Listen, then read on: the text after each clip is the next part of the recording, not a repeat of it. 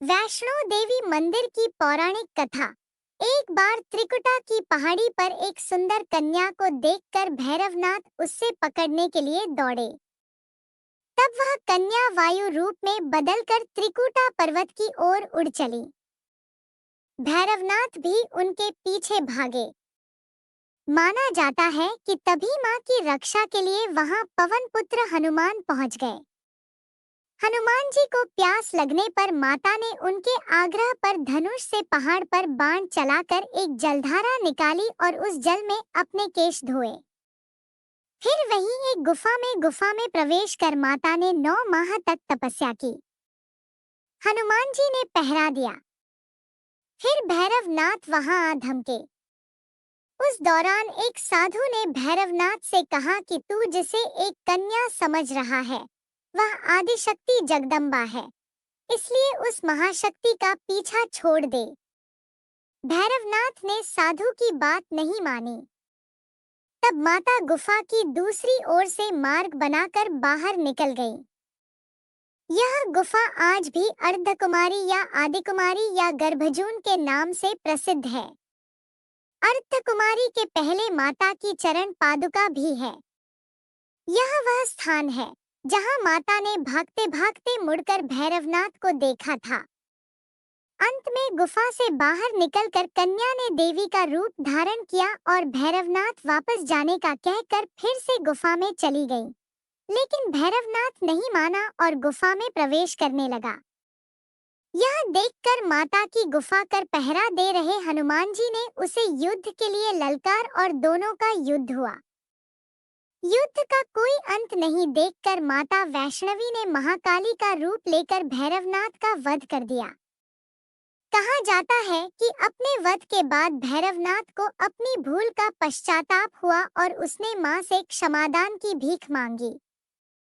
माता वैष्णो देवी जानती थी कि उन पर हमला करने के पीछे भैरव की प्रमुख मंशा मोक्ष प्राप्त करने की थी। तब उन्होंने न केवल भैरव को पुनर्जन्म के चक्र से मुक्ति प्रदान की, बल्कि उसे वरदान देते हुए कहा कि मेरे दर्शन तब तक पूरे नहीं माने जाएंगे जब तक कोई भक्त मेरे बाद तुम्हारे दर्शन नहीं करेगा। मंदिर की कथा। उपरोक्त कथा को वैष्णो देवी के भक्त श्रीधर से जोड़कर भी देखा जाता है। 700 वर्ष से भी अधिक समय पहले कटरा से कुछ दूरी पर स्थित हंसाली गांव में मां वैष्णवी के परम भक्त श्रीधर रहते थे। वे संतान और गरीब थे, लेकिन वे सोचा करते थे कि एक दिन वे माता का भंडारा रखेंगे।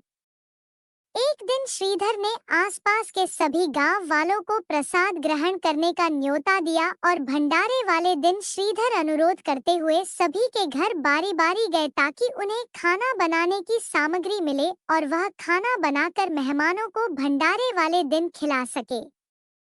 जितने लोगों ने उनकी मदद की वह काफी नहीं थी, क्योंकि मेहमान बहुत ज्यादा थे।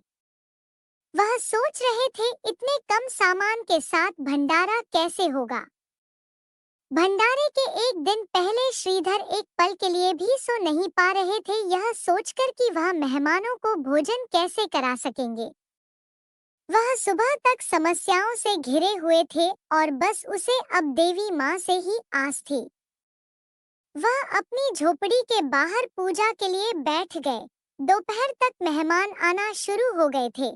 श्रीधर को पूजा करते देख वे जहां जगह दिखी वहां बैठ गए। सभी लोग श्रीधर की छोटी सी कुटिया में आसानी से बैठ गए।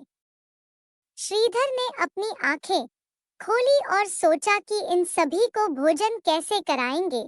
तब उसने एक छोटी लड़की को झोपड़ी से बाहर आते हुए देखा जिसका नाम वैष्णवी था। वह भगवान की कृपा से आई थी। वह सभी को स्वादिष्ट भोजन परोस रही थी। भंडारा बहुत अच्छी तरह से संपन्न हो गया था। भंडारे के बाद श्रीधर उस छोटी लड़ी वैष्णवी के बारे में जानने के लिए उत्सुक थे, पर गायब हो गई और उसके बाद किसी को नहीं दिखी। बहुत दिनों के बाद श्रीधर को उस छोटी लड़की का सपना आया। उसमें स्पष्ट हुआ कि वह मां वैष्णो देवी थी। माता रानी के रूप में आई लड़की ने उसे गुफा के बारे बताया और 4 बेटों के वरदान के साथ उसे आशीर्वाद दिया। श्रीधर एक बार फिर खुश हो गए और माँ की गुफा की तलाश में निकल पड़े और कुछ दिनों बाद उन्हें वह गुफा मिल गई। तभी से वहां पर माता के दर्शन के लिए श्रद्धालु जाने लगे। मंदिर परिचय। त्रिकुटा की पहाड़ियों पर स्थित एक गुफा में माता वैष्णो देवी की स्वयंभू 3 मूर्तियां हैं। देवी काली दाएं, सरस्वती बाएं और लक्ष्मी मध्य पिंडी के रूप में गुफा में विराजित है। इन तीनों पिंडियों के सम्मिलित रूप को वैष्णो देवी माता कहा जाता है। इस स्थान को माता का भवन कहा जाता है। पवित्र गुफा की लंबाई 98 फीट है। इस गुफा में एक बड़ा चबूतरा बना हुआ है। इस चबूतरे पर माता का आसन है, जहां देवी त्रिकुटा अपनी माताओं के साथ विराजमान रहती हैं। भवन वह स्थान है जहां माता ने भैरवनाथ का वध किया था। प्राचीन गुफा के समक्ष भैरव का शरीर मौजूद है और उसका सिर उड़कर 3 किलोमीटर दूर भैरव घाटी में चला गया और शरीर यहाँ रह गया। जिस स्थान पर सिर गिरा, आज उस स्थान को भैरवनाथ के मंदिर के नाम से जाना जाता है।